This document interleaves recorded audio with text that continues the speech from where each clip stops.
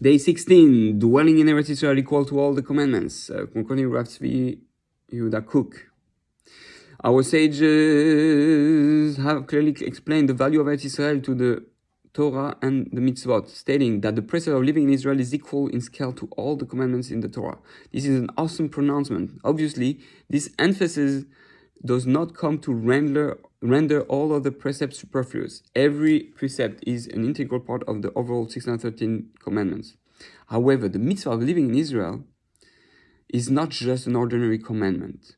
It is an all-encompassing precept, the fundamental prerequisite for Am Israel to be able to function as a nation.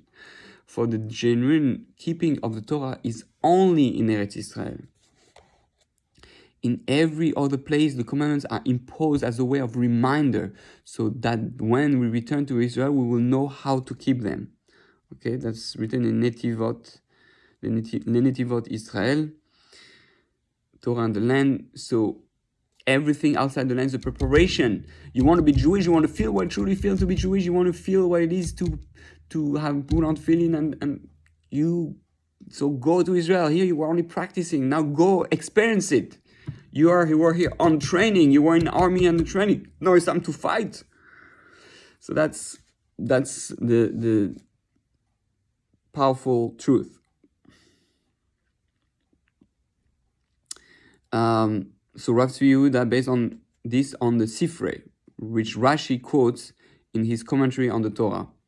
Even though I am exiling you from Israel to outside the land, distinguish yourself with the commandments, so that when you return, they will not seem new in your eyes.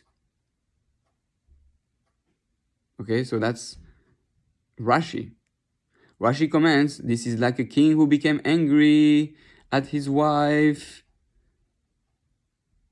and sent her back to her father's house. It was a Sifra, right?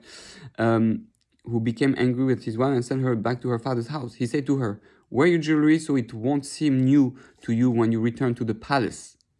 The Sakadosh Baruch Hu says to Israel, my son, distinguish yourself with precepts so that when you return, they won't be new to you.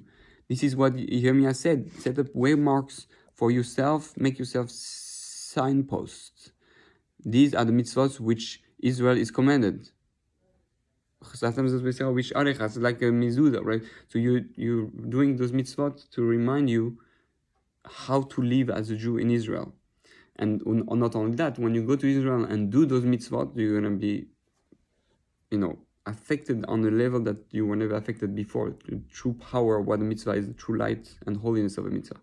The true intended place for the mitzvahs is in Eretz Israel. Their purpose in Galus is to keep us attached to the Torah, so that when we return to Israel, the performance of the commandments won't seem unfamiliar and new.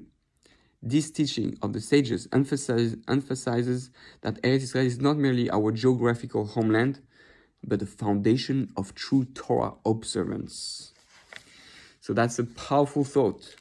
It's a powerful thought that we have to keep reminding ourselves. We're not in our natural environment here. We're like a fish in an aquarium. That's what a Jew is in Galus, a fish in an aquarium. It's all the training to go back into the real ocean. It's like an animal in the zoo. It's just a training to get ready to go back into the jungle. So, Bezat Hashem, we should take this seriously. Make sure your heart longs for Israel. Understand, and it has to be comparted. We have to switch the way we think. We're not taught like that. We're not taught like that in yeshiva. We're not taught, in most places at least. You have to desire, have a dream to be there. It has to be part of your heart, of your desire every day. What am I doing here in Galus? Happy like a Jew in exile, says Rav Dinovich in Israel. Happy like a Jew in exile. Oh yeah, it's so good. Life is so good. How can you say life is so good if you're not in Israel? Life as a Jew in Galus, yeah, it's so good. Life as a Jew in exile, it's like we're so rich here.